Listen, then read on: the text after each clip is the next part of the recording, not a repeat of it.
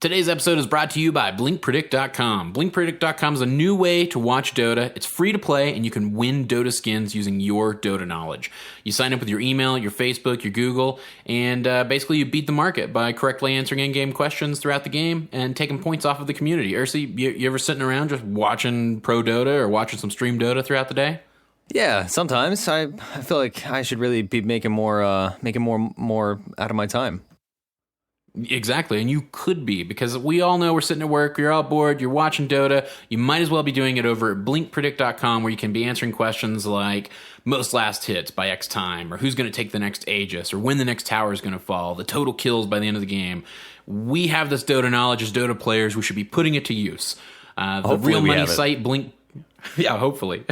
So, I mean, I don't, but you do. Ursi will win again, hopefully. Predict. So the real money site BlinkPool.com is going to be launching later this year, but right now you can head over to BlinkPredict.com and play for free. That's right, BlinkPredict.com. Make sure you tell them the DotP sent you.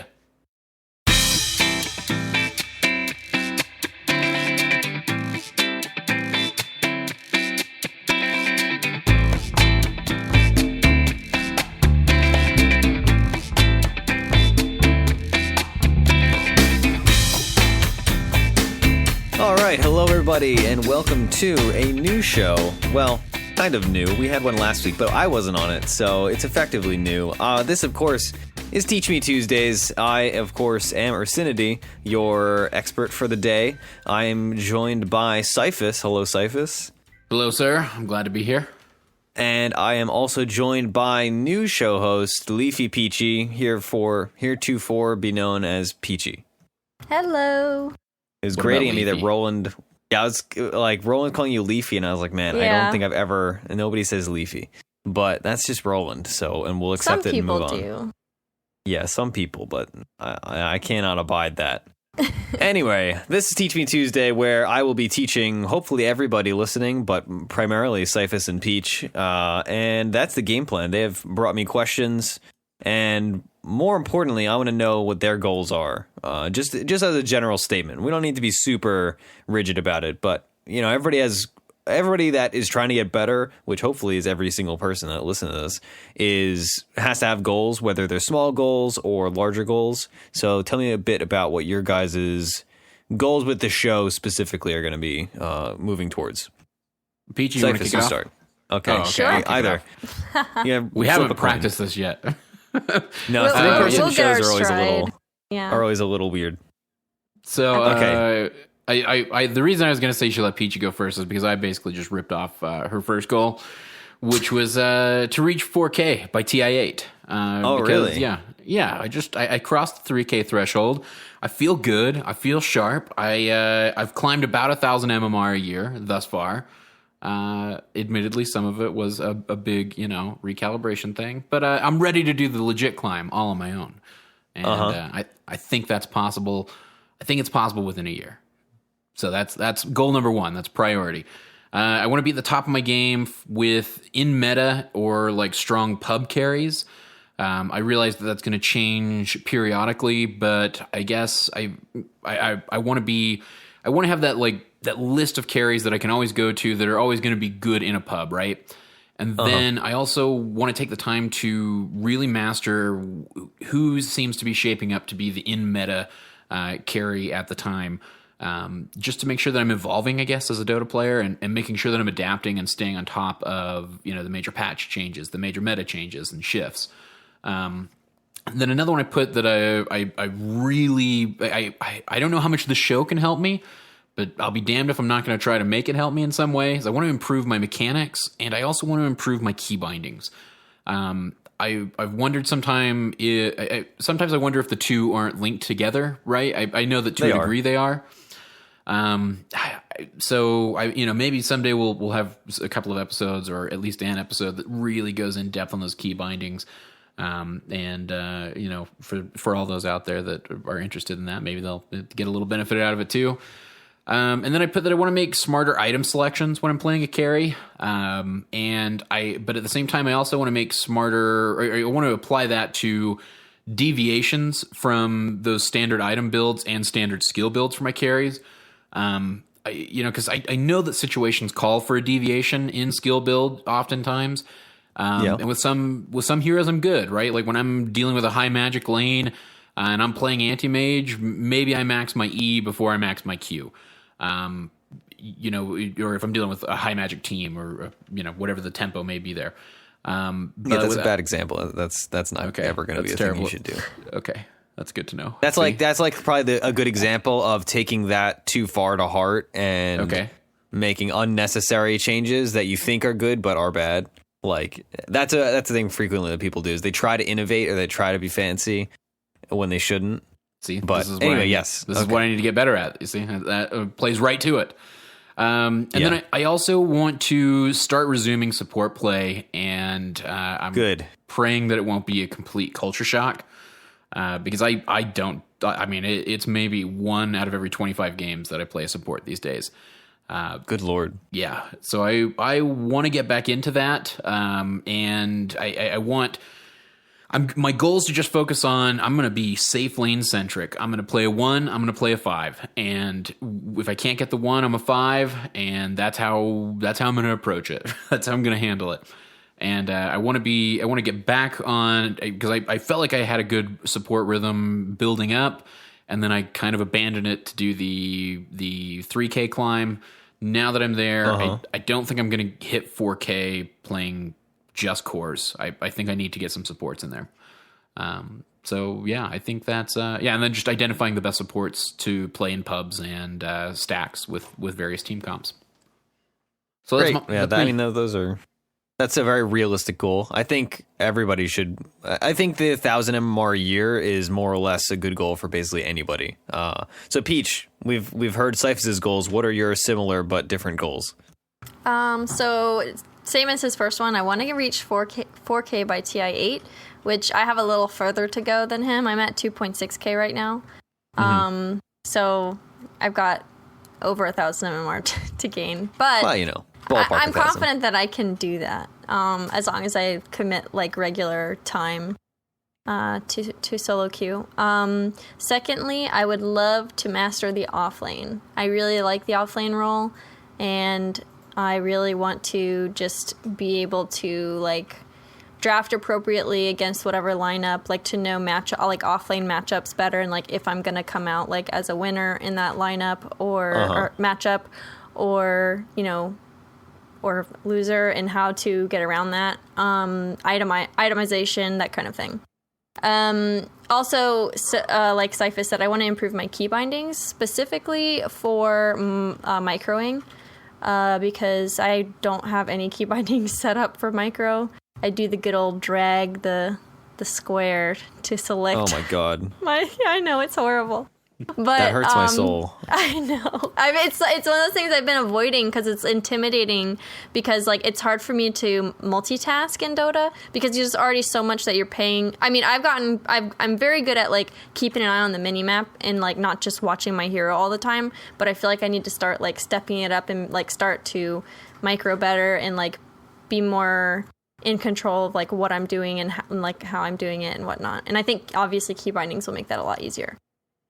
Those are good goals. I mean, it's funny that I've heard this from a few different people that, I mean, key binding specifically, people are very like, oh, I don't know, like what's ideal and what's what. And I'd say you have a lot of leeway with key bindings where lots of people use lots of different things. And there are a few things that I would say are objectively bad. And even objectively bad things, some people are just so used to that they're not that bad. Like probably the best example is using WASD to move the camera. Is horrifically bad. I used to do that. But there are some pro players that do that because they've done that for a decade and they're like, yeah, I don't want to change.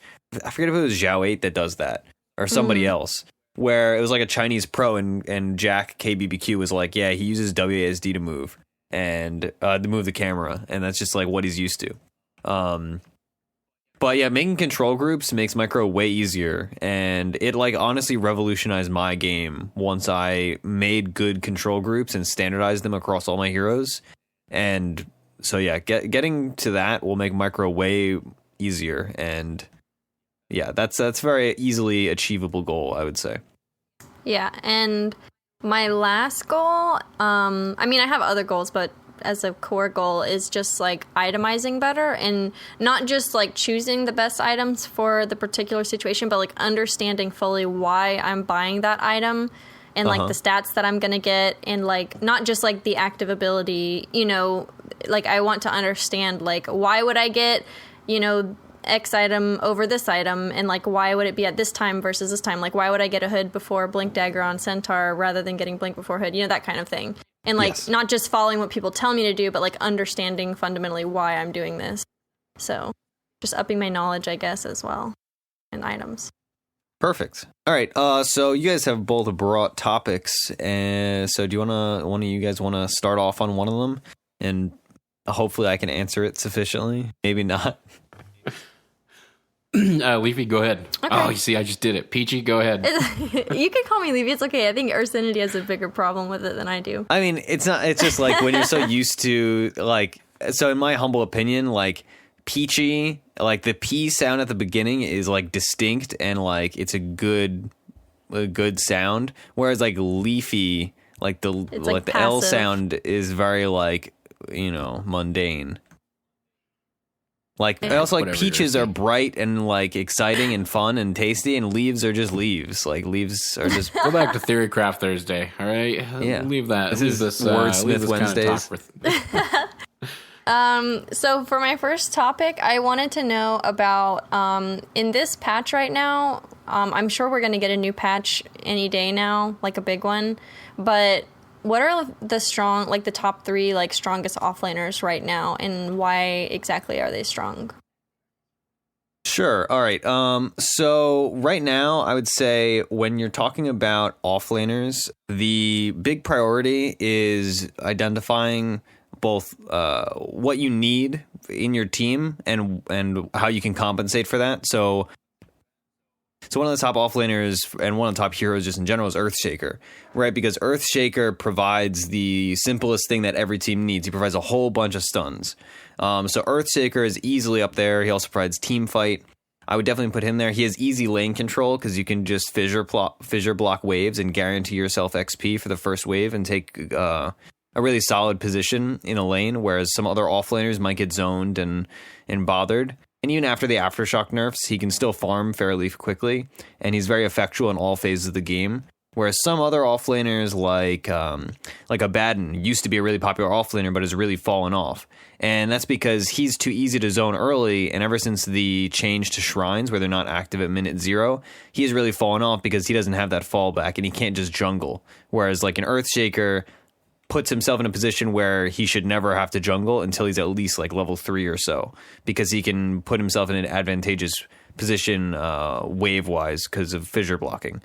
And by fissure blocking, you mean by blocking the creeps like before they even reach like the tier 2 tower or tier 3 tower? Like yeah. So some people do fissure blocking in different positions, but the way I always do it and the way I've learned from watching some offlane Earthshaker players is you fissure block the first wave. Like you start with, you know, whatever your starting items are going to be. Sometimes you go boots. We talked about this last week or something on Theorycraft Thursday.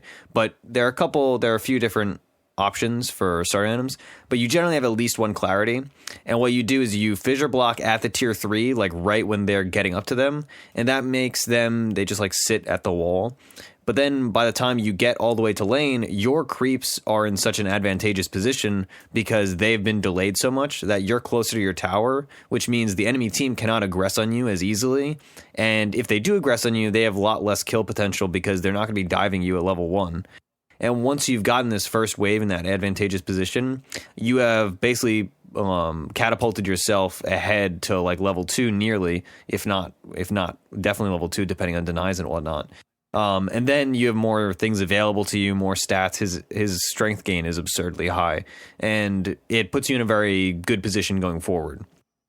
So one creep wave is it will take you from level 1 to level 2, depending on denies, or is it like a creep wave and a half? I think it might be like a creep wave and a little. You could do the math on this. I'll look it up while you keep talking. But I mean, regardless, it puts you in a very advantaged position, XP wise. I'm not And going to be that fast.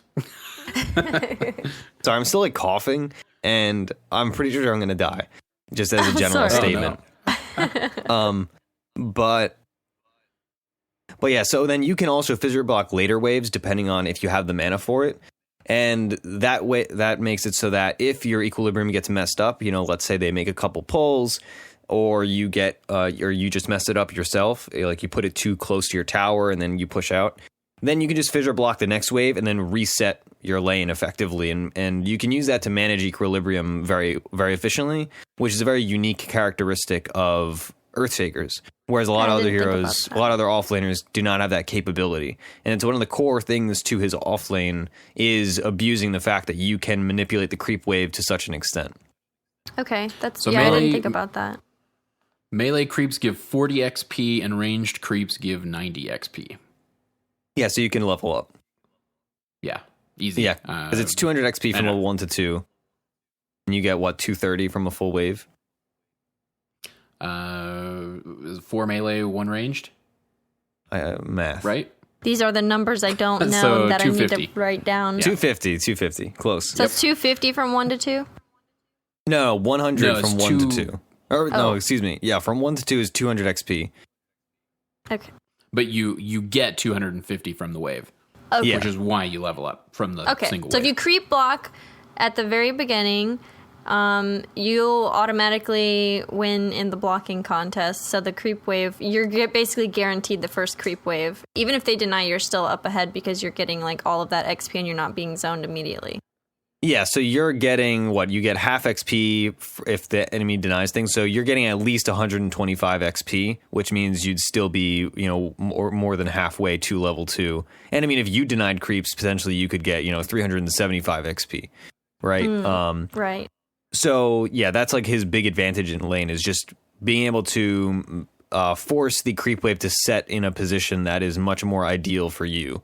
Some people also do like double fissure blocking, but I usually don't like to commit that much mana. Where like they will do the fissure block I talked about earlier, and then they'll fissure block again, like right ahead of their tier 3, and expend all that mana just to have like the perfect lane equilibrium. But in general, fissure blocking once is enough that worst comes to worst, you just go under your tower and, you won't get zoned that as hard as other offlaners. It's actually Do 240 you pick up like a stout shield? XP to get level 1, by the way. Or to get level 2. 240? Is it? Did they change that? Yeah. Yeah, I mean, this is according to the Maybe Dota 2 after they Gamepedia. changed that the creeps, like with denies, give you XP? Maybe. They upped it then. Yeah. That I'm would so make bad with sense. like the specific numbers on golden XP just because they've changed it so many times. Yeah. Like they've changed the amount of XP to go from level 8 to 9 like 4 different times because it used to be super long and then it was super short and then or it might be a different level gap. And I you think it might still be get 11 as well. 70. You still get 70% of the usual experience bounty when somebody denies. They get 30%. So it's still a split in your favor on the XP. Gosh, That I'm a makes mess. sense. All right. Yep. Yeah, no, that makes sense. Proud My would numbers be are mad. all off. He's Probably pulling would be his hair mad, out but somewhere. Yeah. thank God he's not here. We're safe from the wrath of Proud. All right. So I'd say Earthshaker is probably number 1 just in general. Also, Earthshaker has the added advantage of being a pick that is not distinctly an offlaner. So if you pick an Earthshaker early on in the drafting phase, they don't know if that's gonna be an offlaner or if it's gonna be a roaming support, or I mean even in some weird cases people do like Earthshaker mids and stuff like that. So that is an advantage drafting wise where they don't know they're playing an Earthshaker offlane, so I'm just going to pick Lifestealer and I'm just going to run at him every single time and he's never going to be able to kill me, right? They're going to say, I don't know if that's an offlaner or if it's a safe laner. What if I pick Lifestealer and then they pick an offlane Enigma and then suddenly I'm screwed, right? So they have it's a little confusing, right? It's a very flexible pick. Okay. Other than that, top tier offlaners right now in pubs, I would say this is kind of like, so if you go by win rates, Underlord's up there. He's really good. And there are some other offlaners like even Sand King offlane, as much as he's usually played as 4, is still fairly legit. But I'm still a huge fan of Tidehunter offlane solely because it is so consistently effective.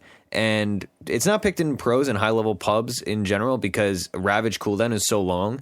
But at any kind of intermediate MMR or even like relatively high MMR, people are not playing coordinated enough to abuse the fact that Ravage cooldown is so long. So you can generally get away with it. He almost never loses his lane catastrophically.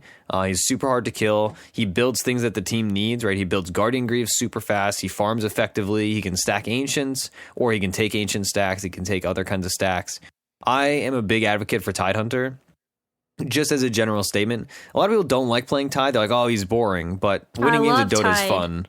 So, yeah, I love Tide too. He's like the best taunt in the game.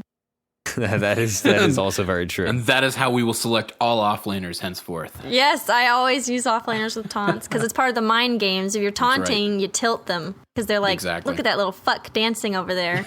They want to kill you. Yeah, absolutely. Anyways, I love Tidehunter. But like, but you wouldn't consider him like top, but you wouldn't consider him top tier at all levels. I mean, like, what level would you consider him top tier at? Anything below like 6K, I would say he's pretty darn good. Like, because I mean, even at that point, like even in these like 7K games, like if you watch streamers, they are not coordinated enough necessarily to abuse like, oh man, Ravage. What's Ravage cooldown? Let's look. Ravage cooldown is 150 seconds. So theoretically, sure, they're like, all right, we just lost a team fight. We have approximately 2 minutes to do something because they're not going to have Ravage. And frequently, you know, they might push, but then you get Ravage up at the end of their push and surprise them, or they miscount and stuff like that. So even at super high MMRs, that stuff is applicable.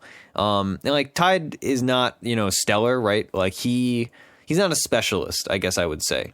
Like, he provides a bunch of things well, and he's consistent, whereas a hero like Earthshaker is specialized. Like, all right, he's a team fighter, and he stuns a lot, really well.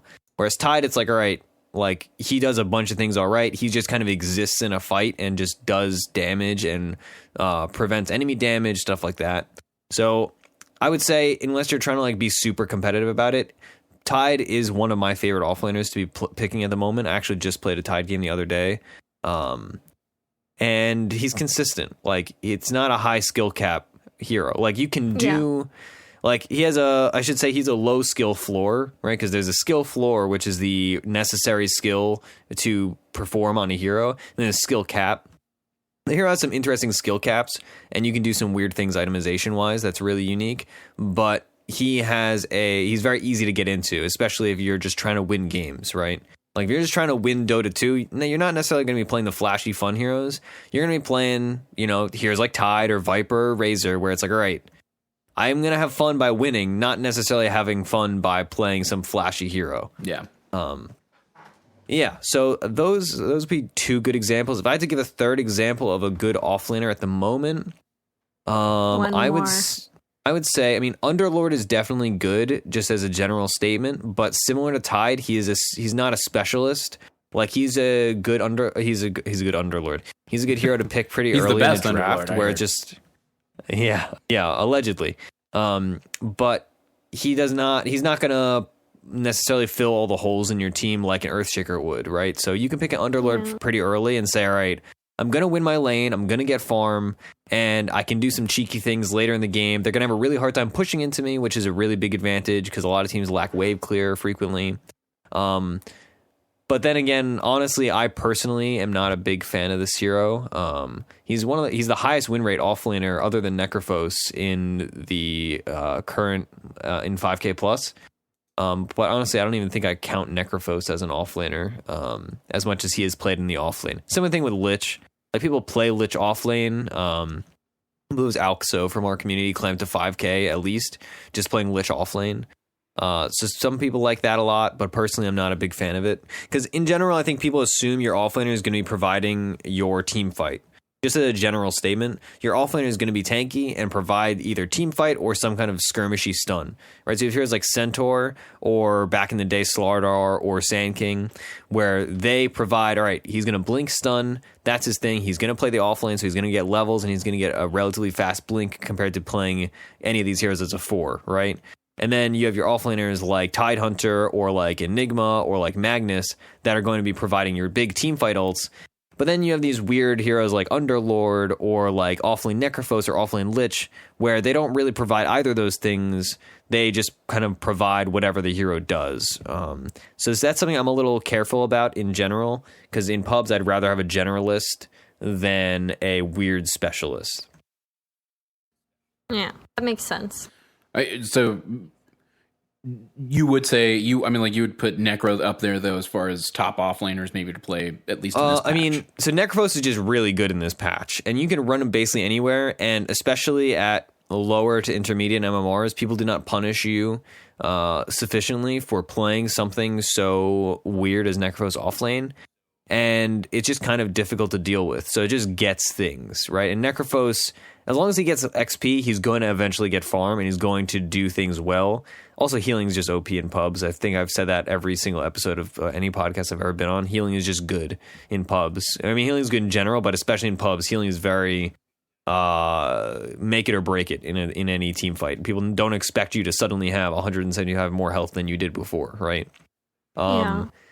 But again, like, he leaves a lot of holes in your draft, right? We always call Necrophos a do-nothing hero. Necrophos does not provide stuns, and he does not provide team fight. And so if you have a team comp that's like, I don't know, let's say your team comp is a 5/5 Winter Wyvern, and then a 4 that's like a Night Stalker, and your 3 is a Necrophos, and then your 2 and your 1 are like, I don't know, a Monkey King and a TA. It's like, all right, your team has very little lockdown. It has no team fight. Like, if you had an offlaner like a Magnus here, you'd be stellar, right? Or an offlaner like an Enigma here, an offlaner, even like a Faceless Void here, you'd be much better off. So Necrophos, you can pick in the offlane, but you have to be aware that it is not an every game kind of thing, because a lot of times it will not provide the things that are necessary to a team per se, because he is just kind of a weird hero that does a lot of weird things that I hate. Noted. Fair enough. All right, we won't play Necro, or at least when we do. I mean, feel free to play. I mean, the hero's good. Like, it's good to win games, but I like him mid. Yeah, people like him mid. I mean, you can run him basically anywhere. Like, his most success rate in pubs apparently is in the offlane, just in general. But I've lost to them in every position other than 5. If you play 5 Necrophos, you need to get out. Like, just as a general statement, Necrophos is not a support. Yeah, I agree. But I heal, and I can make one person on the enemy team go away for a really long time. Yep, he's definitely a support, guys. God, that's the only time I see Necrophos lose. Is when he's played as a support. Is when he goes as That's, I haven't seen him played as a support in a really long time. Yeah, thank God. Thankfully. I have, unfortunately. So Peachy, do you feel like, I guess to let the audience know, like, Peachy and I chatted beforehand about like what we were going to ask you about. Do you feel like maybe you shouldn't be asking about all that Clockwerk stuff good too? now? Yeah, well, I was gonna ask you about like Clockwerk specifically right now, because I love heroes with big ultimates, like with like skill shot ultimates, or like, like I love Tidehunter, I love playing Enigma, I like Clockwerk, like I like stuff that if you fuck it up, everybody's gonna yell at you. Good. I don't know why, but I like the pressure. So it's like, high reward thing, I don't know. But yeah, anyways. high risk, high reward.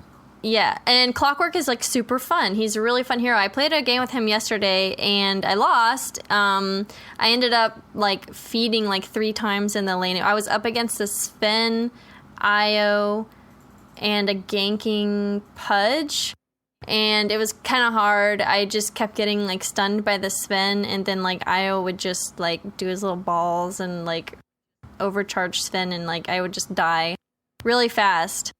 Maybe I was like too far away from my tower or something, but they also kept pulling, so like I couldn't really do that much. Like I felt like I was having a lot of trouble like keeping the wave like near me.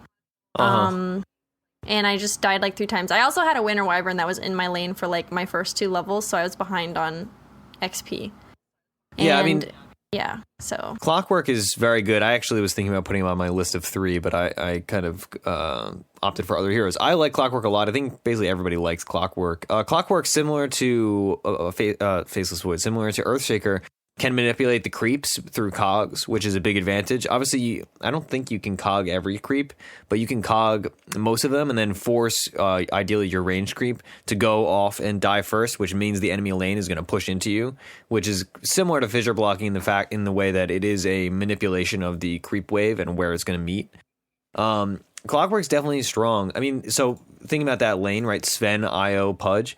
That is a rough lane just because one of the big advantages of Clockwerk in a laning phase is that if you're in a melee matchup against a Clockwerk, the Clockwerk can just run up to the creep wave, get a last hit, and if you try to trade with him, the Clockwerk can just pop cogs and then drain your mana and push you back and deal damage, right?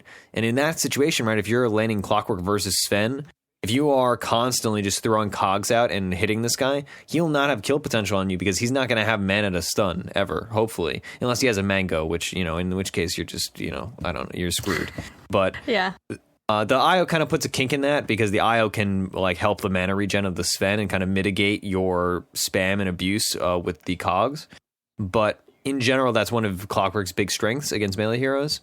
And in the grand scheme of things, playing against a melee hero with battery assault on your Clockwerk is like a dream. So you can, in a lot of cases, be playing Clockwerk and let's say you're getting zoned by a dazzle, right? If you just have battery assault, you can just run at him with battery assault and get him real low, maybe even kill him. I mean, battery assault does an absurd amount of damage if you get it off efficiently.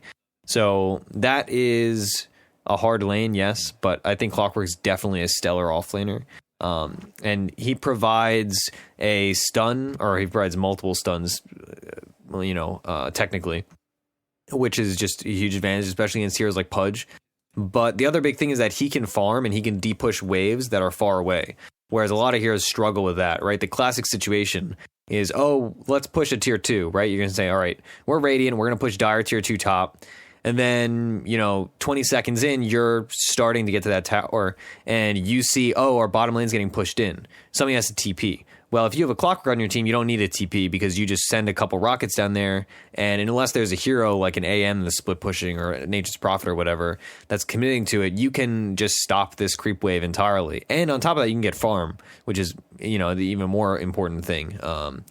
Yeah, especially in pubs, because in pubs you got to farm a bit more than in coordinated games because you can't rely on your people to do things as well as you might expect.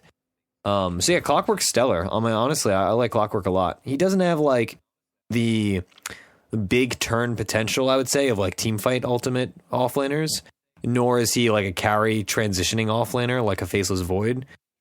So there is a little bit of risk involved with Clockwerk.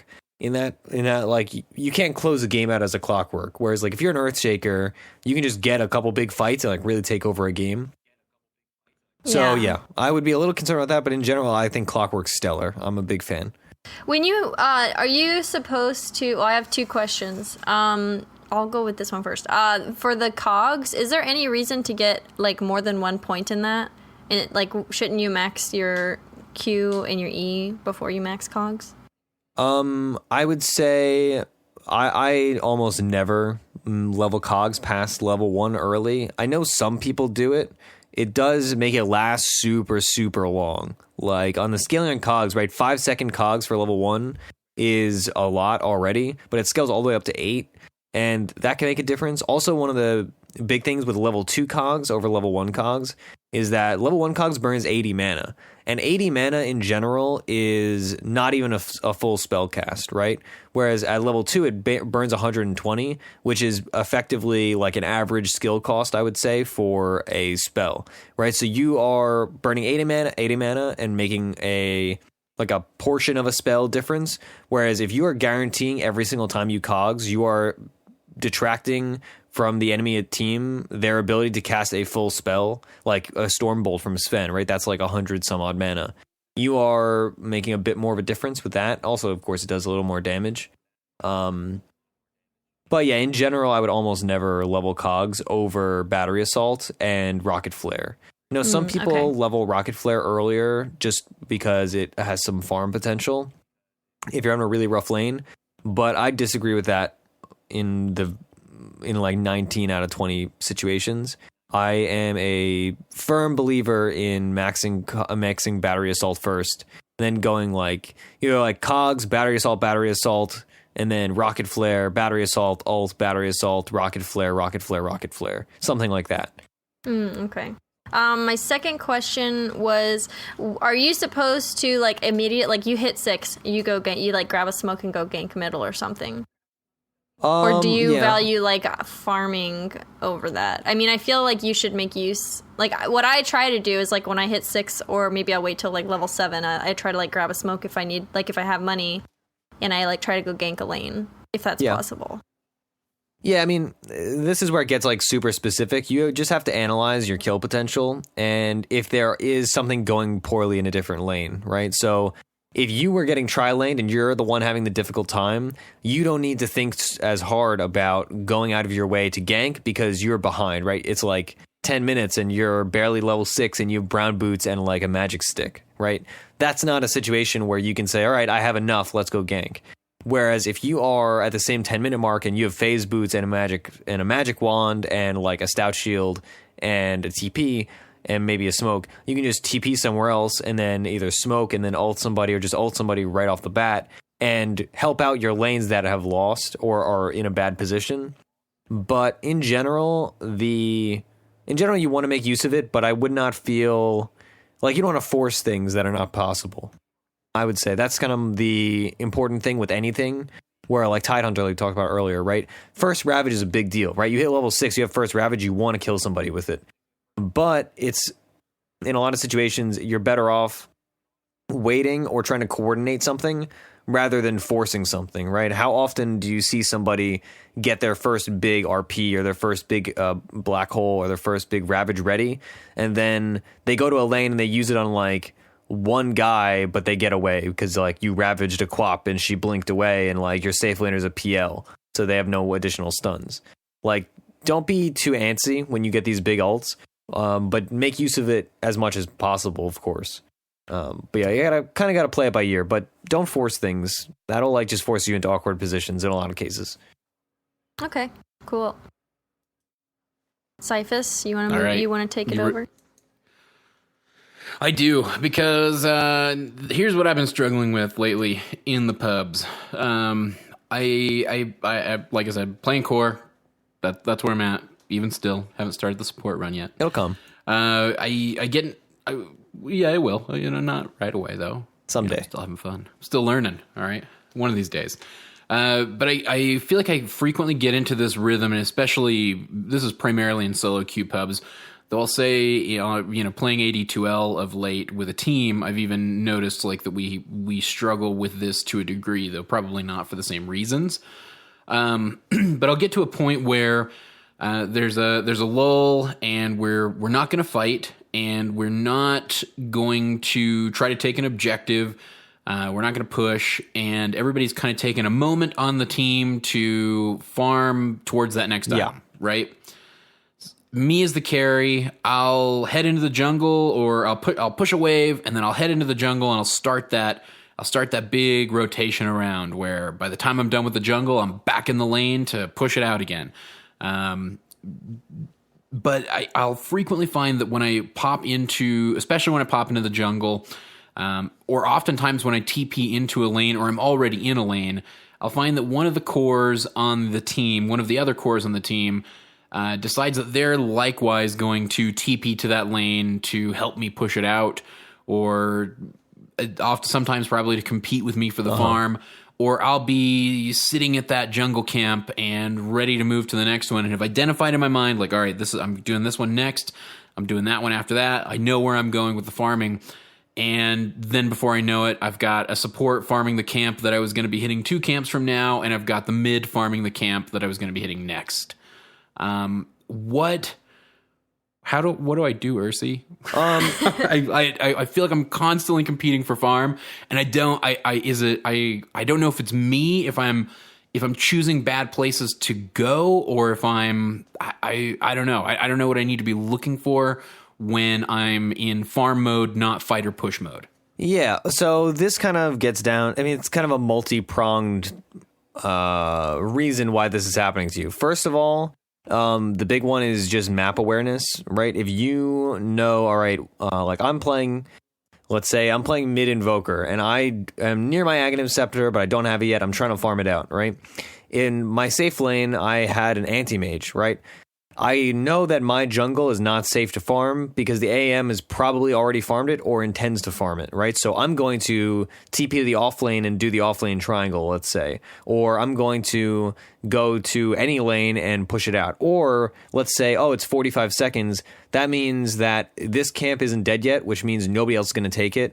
I'm going to go grab this hard camp and this medium camp, get those dead. Then they'll respawn, and then AM can still farm it later. Like, it's always difficult to balance farm on cores, just as a general statement, especially in a pub game where you may have, like, some people that are playing greedier supports or maybe a jungler, stuff like that. But in general, I would say the biggest thing is just map awareness, right? In that, okay, I know this person is going to be farming this set of camps next because they're bottom and they push to the tower, but then the enemy TP to the hero. So I know they're not going to stay at the tower. They're going to double back and then go farm jungle camps. So then I know I should not TP to that area, or if I'm farming my way over there, I should double back and go back to mid lane or something like that. Another big aspect of this is knowing the hero you're playing and your capabilities to farm elsewhere. So I was talking to Cody Meister about this actually recently in Discord because he was having, excuse me, Jesus, my voice getting all gravelly, overly masculine, terrifying. He was saying, oh, I'm playing AM and I'm finding myself doubling over people and having problems.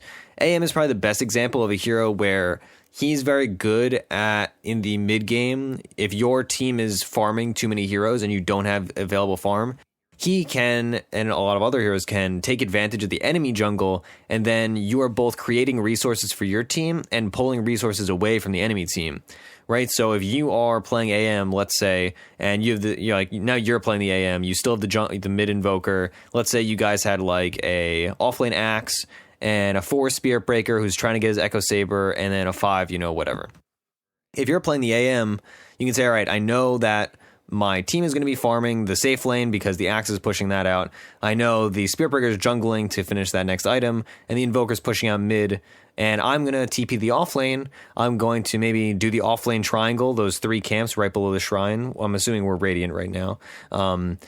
And then, or sure. I mean, both off lanes have a triangle. The triangle is important. Farm that. But then I'm going to be able to go ahead, push out that off lane, and if the enemy team responds to me, then I just go and I jungle their camps because I can do that fairly safely, and it helps if you have wards. But this is also just like a game sense thing where, all right, I see the enemy LC bottom, so I know I'm not going to get blink dueled, and they don't have any other CC for me that are long enough, so I'll be fine. And then you will be jungling, let's say, the Dire team camp, their small camp right above the rune, the bounty rune, and then the large camp right above the bounty rune, and then the minute flips over, then you do both those camps again, then you go back to your offlane triangle, and then by the time the enemy creeps get all the way back to your tower, then you can now redo all that because their creeps have pushed into your tower. You get that entire creep or set of creep waves, and then you can keep farming efficiently. And through this entire experience, right, we have not stolen farm away from any of our teammates potentially, because none of our other teammates are going to be able to go into the enemy jungle and take advantage of that farm because they're not as mobile. They're not able to do things like this. You can do this with heroes like Weaver as well, right? Weaver can play pretty aggressively, or Faceless Void even, or like any Shadowblade hero practically. Or, I mean, if you have good enough wards, any Blink hero, you just say, oh, I see them coming, I'm going to blink away. So taking advantage of the enemy team's jungle, I mean, Monkey King Carry, that's another great example of this, is that he can do this kind of super aggressive thing and get away with it, which is creating more farm for your team and taking from the enemy team, which is doubly important. Yeah, I mean, and that makes sense. I suppose I always, I suppose I play maybe too safe sometimes, especially whenever it comes to things like that. And more often than not, that sort of situation is popping up. I guess, I don't know. I guess that situation, I feel like I always find myself in that situation when we're either really far, when we're really far behind, no place is safe to farm. Yeah. So I guess I'm more finding myself in that position whenever we're ahead. So, and I guess when we're ahead, that's probably that is when I should be taking advantage of popping into the enemy jungle and or hell, even just buying my own board. place a deep ward as anti-mage, yeah, I can place a pretty damn deep ward and get away if worst comes to worst. So okay, I'm with you. I'm gonna try to keep an eye out for good opportunities to farm the enemy jungle. I'm definitely gonna do that. Playing any core in general is about pushing the limits of what you can get away with, and because that's going to make you more effective just in general, right? If you're playing safely and saying, oh, I don't want to get that camp because I might get killed, then, you just lost out on 80 gold or 100 gold or 50 gold or whatever. So you need to be saying, all right, it's like a careful game where it's like, all right, I'm going to do this aggressive play. Maybe it'll screw me, but maybe not. And you just have to get better and better at the game sense of realizing when you're going to get screwed and when you're not. And that's difficult, and you're going to feed a whole lot learning that, but you will, in the grand scheme of things, you will gain things from playing that aggressively and, eking out every little bit of farm that you possibly can. And your allies are going to gain from that too, right? Because you're not taking from them, you're taking from the enemy. And it puts more pressure on the map as well. There's tons of good stuff as long as you're not, again, feeding by doing this poorly. Yeah. And I mean, if I get caught, maybe I'm not there yet. Maybe I can't do it. Maybe there's a reason not to be there. Yeah. And also, every time you get caught, you learn from that experience, right? That's why we watch our own replays, right? You say, all right, why did I die this time? Like, I just had a game. I played a Mirana game. I was like 23. I was like 23-4, and like those 4 deaths were all bad. Like all of them were inexcusably like I should not have made those mistakes, and I fed thousands of gold because I died 4 times. And that's why you watch a replay and say, all right, I was out of place here. I should have expected him or her to be in this spot when in actuality they were close to me and killing me. So that's kind of stuff where like if you're playing aggressively on like a hero like AM or Weaver or whatever, every time you die, you should go back and say, all right, why did I die? Why did I think I would not die being there? And how can I do this better next time? Yeah. So now let me ask you this question from like a team perspective. So, I mean, so I'm playing with Migs, SA, Tulik and Roland, and, we're in a team setting. We're not going to push. We're not going to take an objective. We're going to farm till somebody hits that next item. Should we be prioritized? And maybe I guess this is more about farm priority in that particular instance. But I mean, should we be balancing that farm priority? Like, I don't even know how to phrase this right. I mean, I know what your question is. Because I know I farm. I know sometimes I farm too much and sometimes I don't farm enough. When should I be seeding farm to Migs as the 2, and when should I be seeding farm to Tulik as the 5? You know what I mean? Like when are the times that I should be not just jumping in and pouncing on every camp that I can? Because hey, fuck it, I'm anti-mage. I'm gonna eat this camp and blink to the next one before you could finish a single creep. Yeah. So I forget if it's Proud that says this or Purge that says this, but the whole point of gold is to get items, right? Just having gold does nothing, right?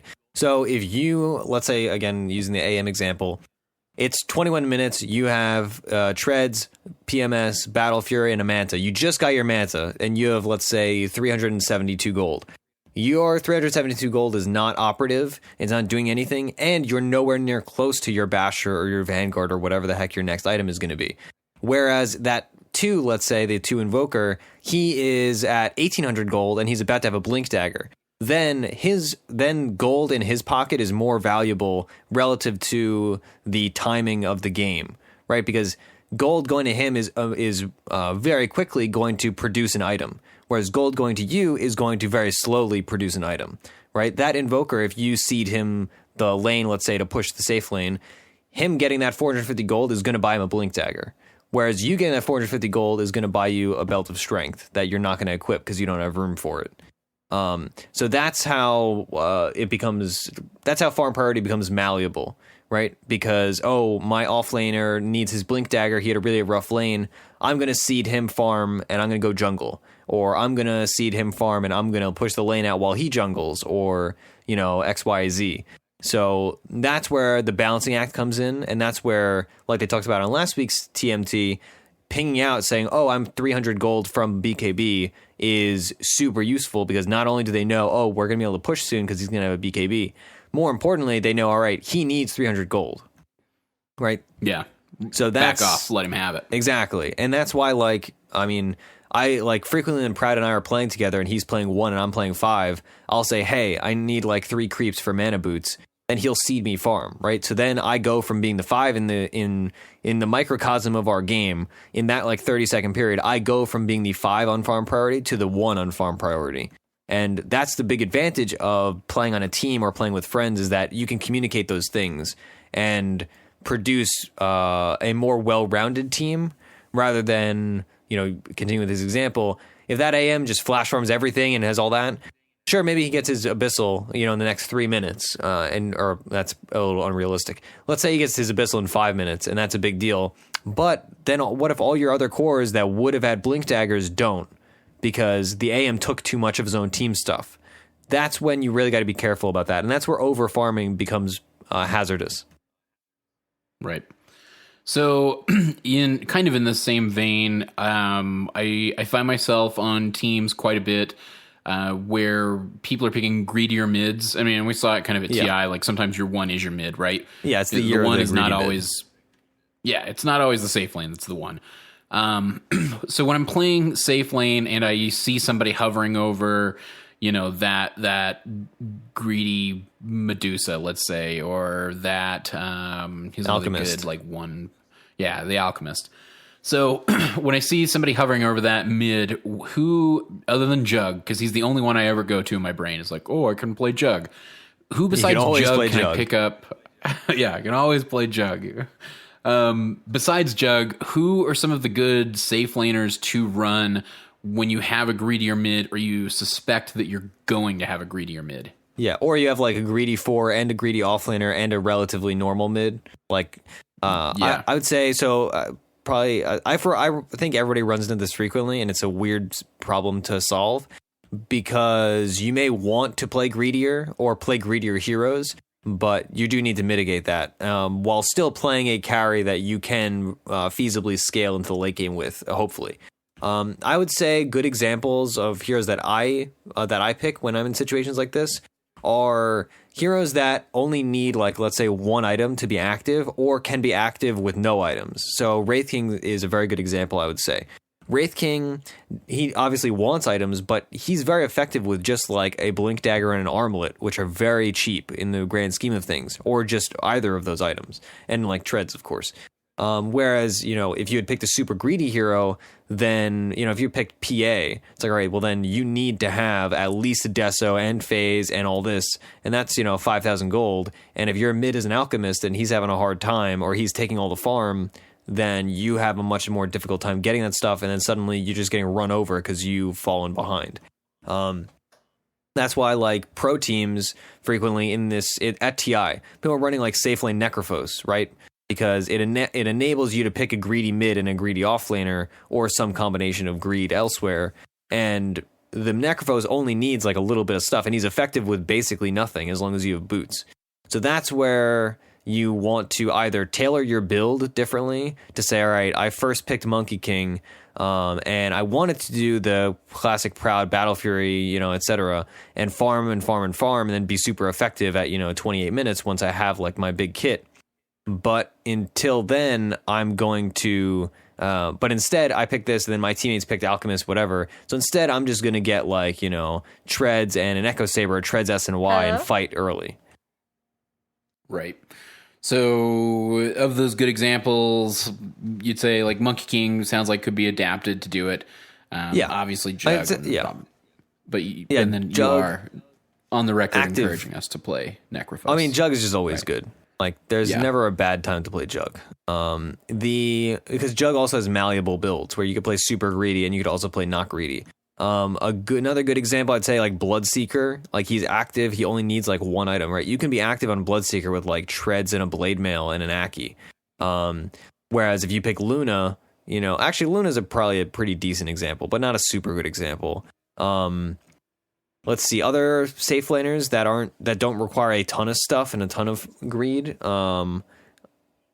I would say Something like Drow is also pretty decent, where you can just, you just need a Dragonlance and like an Aki and Treads, and you can be effective. Then if she has aggroed, she'll have problems.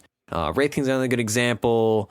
If you could play a safe laner, like a safe lane Razor, even some of these, safe lane Viper, where they're just like beefy heroes that can do a lot of stuff. We should.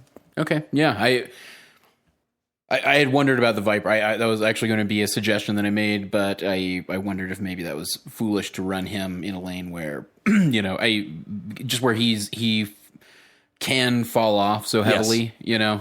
It feels like maybe he's not a great idea to run in a safe lane where he's already going to be down on levels and he's going to, But then again, if your teammates are playing more greedy, then they're going to be scaling better than a game where you're playing AM and your mid is a Viper, right?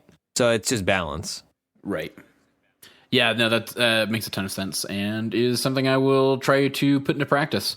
Leafy, see, look, Ursi. I mean, you can call her Leafy. Now he's going to be paranoid about it. Yeah. It makes me think of Leafeon, too, which is like the stupidest Pokemon name.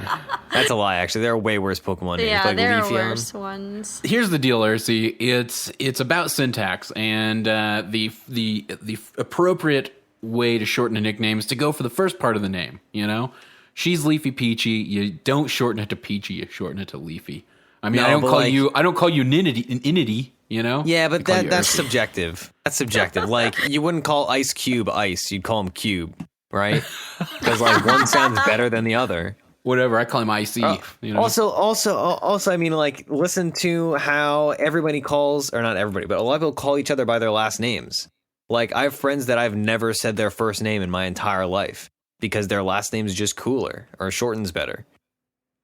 Like, that's very subjective. Like, I'm just saying, as far as I'm concerned, Peach sounds Cyphus, better. I feel like we're going to do a Twitter poll right after this episode comes out. Yeah, we can do a Twitter poll.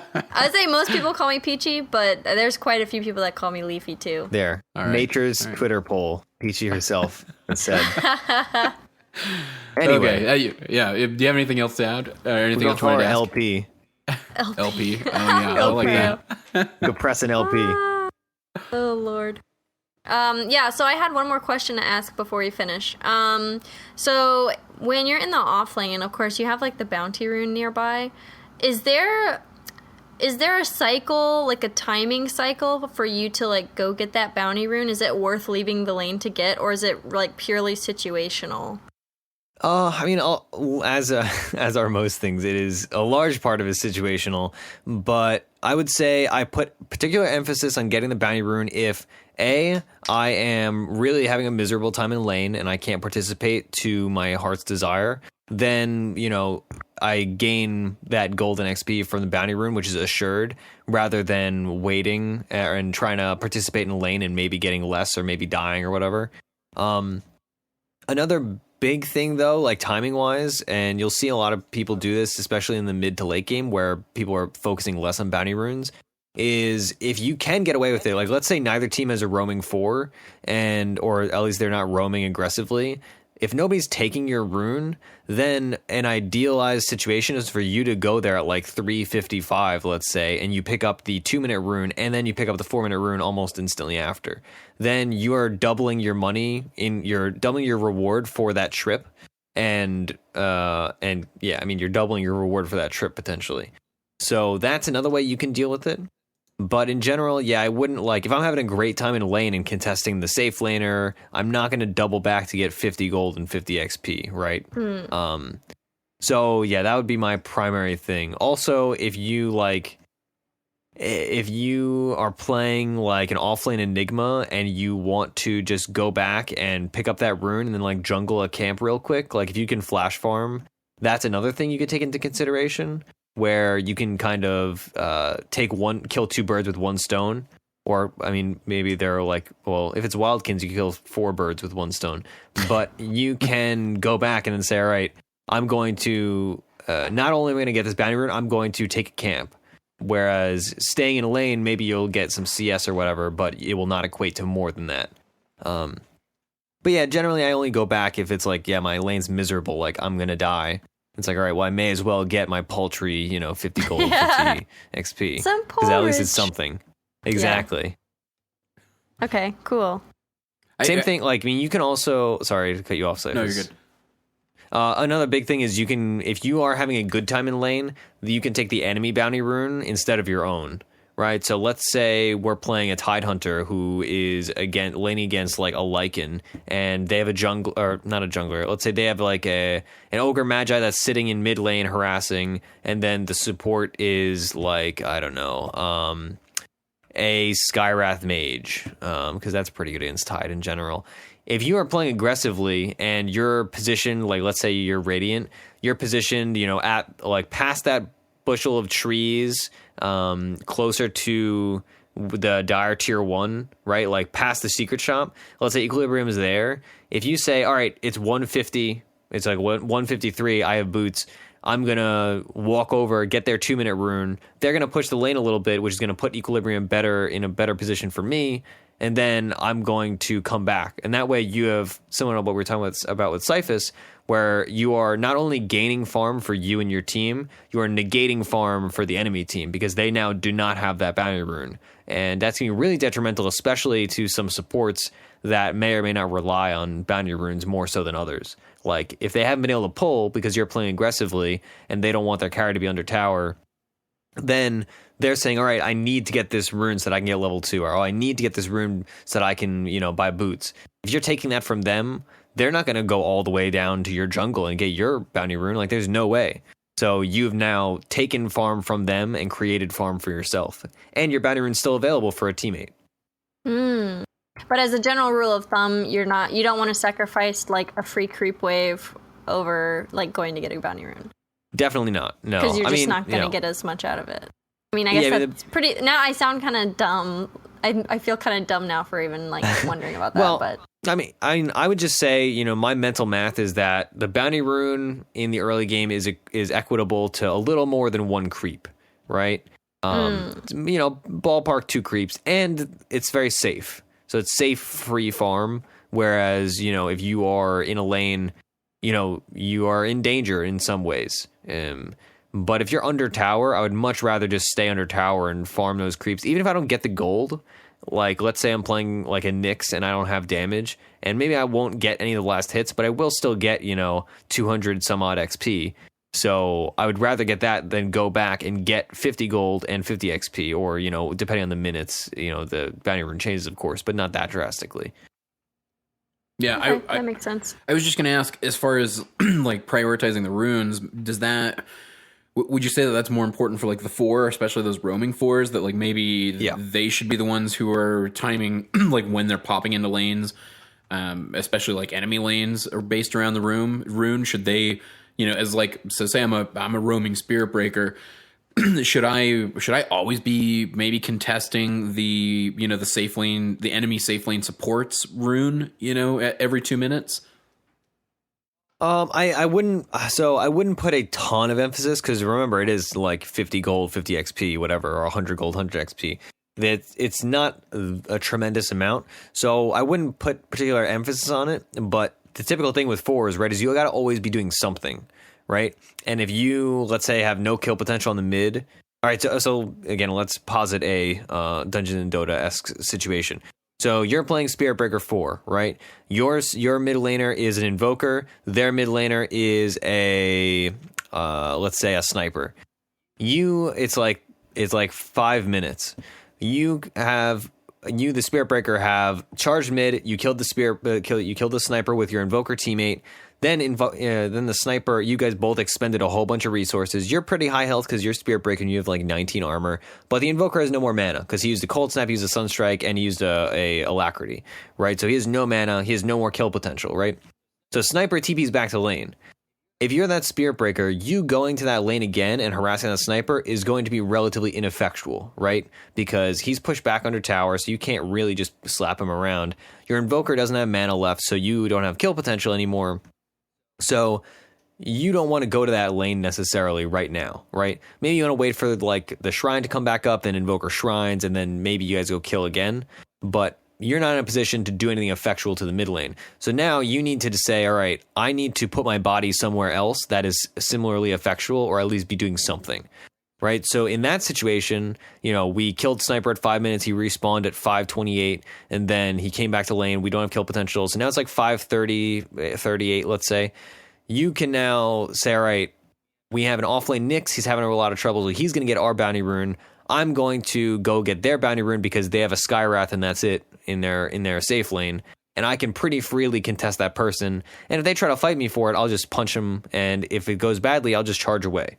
Right? So now you have taken your body, your Spirit Breaker body, your very large cow corpse, and made it do things, whereas if you just sat mid, you would be doing nothing. Yeah. Right? So you're, again, taking farm from the opponent's side of the map and creating farm for your team that your team did not already have on your side safely. But similarly, if the Invoker had full mana and the Sniper was like a little low, let's say he took some harass, and it's 5:45, then I would not go and contest the 6-minute bounty rune safe lane dire, because like I would much rather kill a Sniper.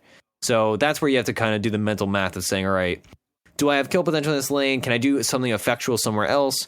Or am I doing nothing and I may as well just go get a rune? So that's where then you decide, okay, well, yeah, maybe I do go get the rune in that situation, but then I don't go get the rune if I can be doing other things. Right. Gotcha. So runes just are to be casually taken advantage of. Don't worry about necessarily timing rotations or it sounds like at all around them. They're like bonuses, right? It's like they're like coupons, right? Where it's like, all right, if I'm not going to go out of my way to buy, a 5-pound bag of oats because it's 10% off. But if I'm going to buy the bag of oats anyway, I may as well get my 10% coupon. Right. So if I'm going to be in that area and be able to do something, I may as well get a bounty rune because it's nice to have, but I'm not going to live or die based on my usage of a bounty rune. Right. Except, maybe if it's like, sorry. No, that's fine.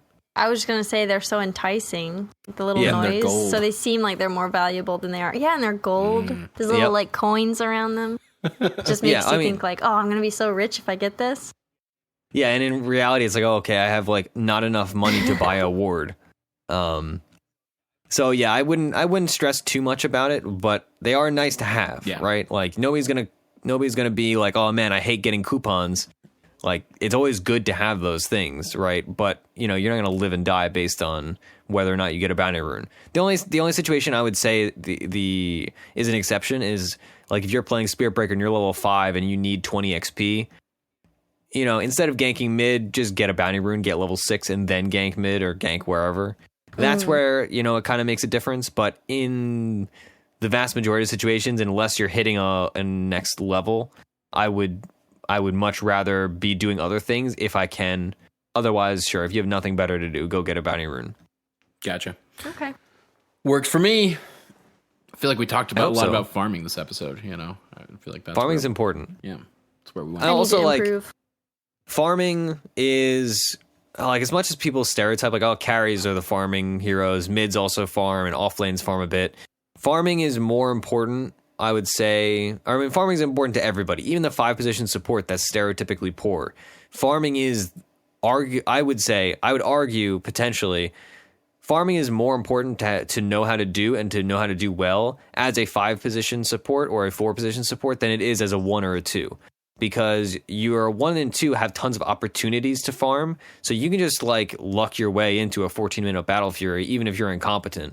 But if you are a 4-position Earthshaker, you need to be very competent to be getting a 14-minute bounty, 14-minute Blink Dagger, because that means you're being super efficient with your usage of the map and your ability to accrue farm in an otherwise farm lacking position. Deprived. Yeah. It's like what I always bring up with 5s, and admittedly I play greedy 5 when I play in pubs, just because, it's a pub. People are inefficient. I'm going to take advantage of their inefficiencies. If you're a 5, you get... so 1 is getting a creep wave every 30 seconds to take from, right? They have a 5 attempt. They have 5 potential last hits to get every 30 seconds. whereas a 5 gets maybe a creep wave every 10 minutes in the early game because they're off doing other things. So if you miss a couple CS as a AM, you know, you got plenty more opportunities. But if you're the Rubik and the first creep wave you've ever gotten to farm in this entire game, if you miss 3 last hits and only get 2, you've just like ruined yourself. You've gotten like so much less farm than you should have. Whereas the AM messes up, it's like, you know, whatever, I'll just get them next time. You don't have a next time if you're playing a CM or a Rubik or a Shadow Shaman or whatever. Right. Yeah. Absolutely. You need to be as efficient as possible because that might be the only creep you get a shot at for the next 5 minutes. Exactly. I'm satisfied. I feel like this was a good learning session, at least for the first one. I hope My so. brain's nice and spongy right now. Just soaked in a lot of knowledge. I'm glad. Now we got to see if we can put it to use. So we're going to be doing this. We talked about like assigning homework, that sort of a thing. Yeah, give me some homework, teacher. As my your dear loyal teachling. God, I'm so proud of that. God, homework. They didn't put homework for the episode that came out last week, did they? Well, that's because they're lazy. Roland and Proud Yeah. were there. True. I mean, That's true. they're gonna. We're the ideal teachlings. Okay, That's right. if I was to give homework, I would say Cyphus, I would like you to experiment with farming more aggressively and taking from the enemy rather than taking from your own safe camps. On mobile heroes, like don't do this if you're playing like Troll Warlord or like if you're playing like what's a good example of a hero that shouldn't do this? PA. Like probably don't farm aggressively in the enemy jungle if you're playing PA or like Luna. But Okay. you know, next time you find yourself playing, you know, Weaver or AM or like PL even Monkey King, try to People farm with it more escapes. aggressively. What about like Yeah. Sven? Like with Sven with the stun is it Warhammer? What's his? I forget what the stun's called. Stormhammer. Stormhammer. That's right. I was trying to remember. I know there are memes about it. Warcry, Stormhammer, same thing. Yeah, But yeah, Warhammer is the game. Yeah. Is Sven stun enough to potentially protect me, or should I not be doing that with Sven? I would say so. Okay, here's the way I would describe it. Sven can farm aggressively. Basically, any character can farm aggressively, but the situations in which they can do it are more. There are less situations in which it is safe to farm aggressively as a PA or a Sven. Whereas if you're playing AM, you have many more opportunities to play more aggressively because of your incredible mobility. Whereas Sven, you know, if they just, you know, depending on the enemy team, if they lock you down, you know, you're just screwed. Like you might think, oh, I'll just blink away if I see them. But what if they have an invisible Nyx, or what if they got a lucky invis rune and then they hit you first and you can't blink? Now suddenly you're dead because you were playing too aggressively. So again, like that is definitely a learning process, but it is a very important aspect of carrying efficiently, and it's something that you'll really come to notice. You will just be getting more money, and it's something, if you watch high level pubs or pro games, you see it frequently. Like Eternal Envy is known for just farming the enemy jungle, like more so than his own jungle, because the way the game goes, sometimes it's safer in the enemy jungle than your own jungle. Yeah, especially if they're pushing an objective that you can't defend, or Exactly. If they're 5-manning, who cares? Like, just go hog wild. Take whatever you want from wherever you want, because all 5 of them are bottom. Like, farm the entire other 3 sections of the map. So yeah, that's your homework, is just to try to incorporate playing more aggressively when you're playing even mids. Like, a lot of mids can do this, like Quap. Quap frequently is farming the enemy, like, small camp and stuff like that, just because she can get away with it. So yeah, try doing that, farming more aggressively. Yeah, I'm not the type to give a lot of homework. That's one thing you learn in learning to be a teacher is don't give too much homework, because okay, that's perfect. Kids might dislike you, I'll but more apply it. importantly, the parents will hate you, and that's what is really scary as a teacher is parents. I'm a Montessori kid, so I'm not used to homework. So Yeah, well, you'll I mean, learn. I'm just kidding. I was in regular school for a long time, so. Yeah. Okay, so Peachy's homework. Let's see. What do we do? All right, so you were focusing on the off lane. I would like to see some some offlane Earthshaker play where you manipulate creep waves, or offlane Clockwerk play where you're cogsing your own creeps efficiently and forcing unnatural lane makeups, or like, I don't know what the proper way to say this is. Equilibrium. Forcing unnatural equilibrium through the use of things like fissure. Fissure mostly, but also cogs applies, but cogs is to a lesser extent. I would say that would be a good one. And yeah, I'm not going to add too many things to that. But that's a pretty simplistic one. But that is like, it will make a difference. I would say anybody that's interested in playing Offlane Earthshaker, just go and like look at like whoever the last, super high MMR offlane Earthshaker player was. You can do that on Dota Buff's guide section, which is by far the best part of that website. And then just look at their game, watch it for like just the first 5 minutes, and you will see them do incredible fissure blocks that completely change the entire pace of that game. Well, and that's a really good thing to incorporate. You could also practice them by going into custom lobby, turning cheats on, and just using the game start cheat, or even just giving yourself infinite mana or whatever, and trying to just block every wave that spawns, right? You don't want to block every wave per se. It's mostly about that first wave. I mean to practice, but as a practice.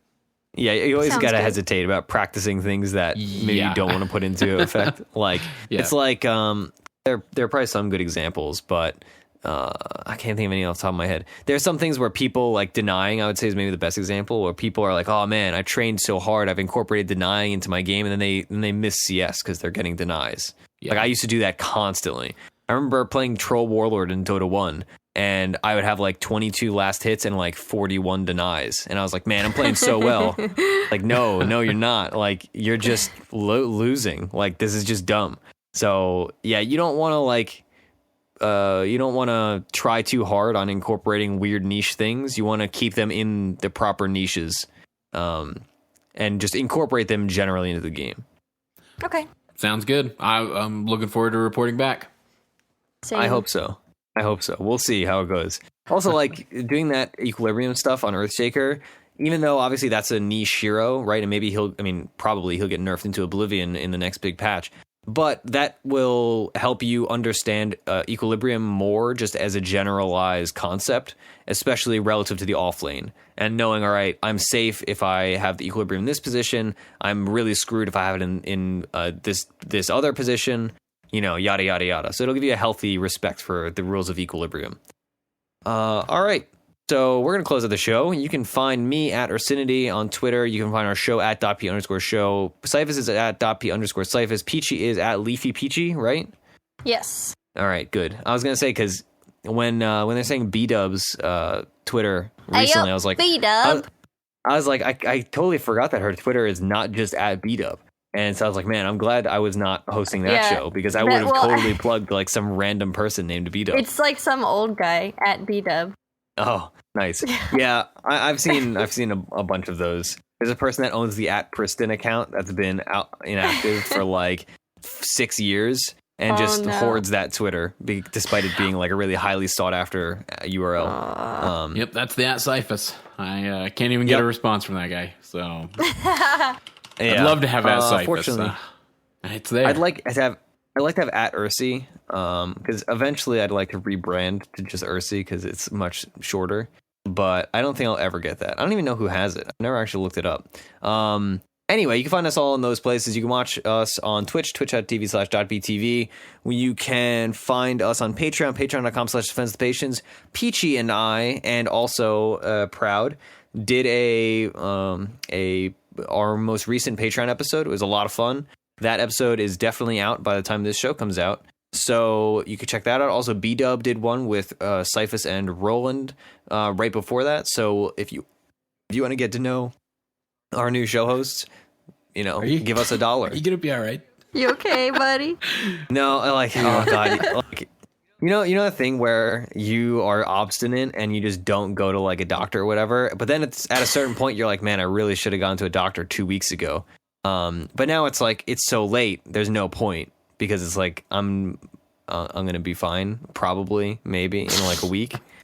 So now it's just like, man, I really wish I'd gone to a doctor like 2 weeks ago. Unless it's an infection that's not going to go away unless you go get an antibiotic. That won't go away. Then you're going to If it's then been it's going to 2 be weeks, like 2 you should weeks. probably go get antibiotics. Yeah, that's going to be 2 weeks, and you're going to be like, I should have gone this. to a doctor a month ago. All right? That's what's going to happen. That's okay. It'll be fine. It'll be fine, I'm sure. But yeah, so you can find us on Patreon to download all or to listen to all those new podcasts, and of course all the old Patreon podcasts that you'll have access to.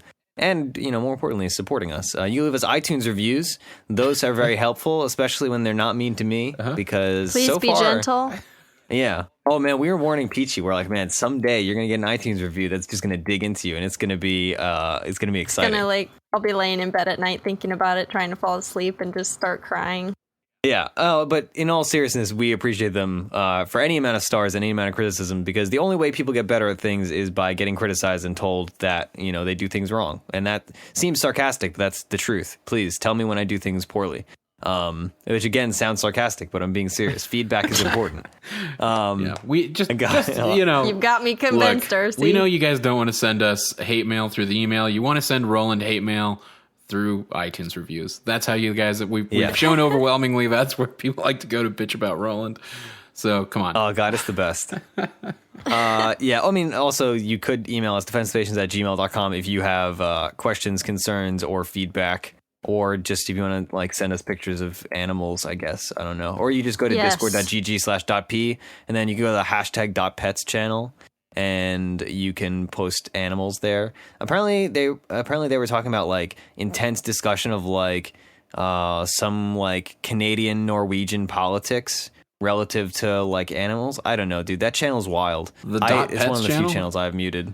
Oh yeah. Yeah, the .pets channel is popping. They have it's like a club, an elite club of people. It's the people at a golf club that are members. It's you go to the back room and drink fancy whiskey with your fellow bankers, and that's what .pets is. It's I've never been to a golf club. I have. It's scary. Only putt-putt. No, if you go to golf clubs are scary. Some of rich people scare me, man. Yeah, rich people scare me. It is a scary society. Yeah, so you can find discord.gg/.p. That's the hub for all the community, and it's great. So go there. Even if you don't want to partake in .pets, partake anywhere else. You could partake in #new music or some other channel, probably. Yeah, there's all sorts of stuff. So that's that. Yeah. We don't have a defined closing for this show yet. No, I know. I was just realizing. I'm gonna see. This is why you need your own sign off. Improvise one. This is why you got to have your own sign off. I've been telling everybody. You guys doing these show specific sign offs, and here you go. Now you're at the end of your rope, Ursi. No. Show specific sign offs are better. I think you're wrong. Let's see. So everybody, this has been Teach Me Tuesday, and I have been your teacher. You have been my teachlings, and we've all been taught a little more about ourselves.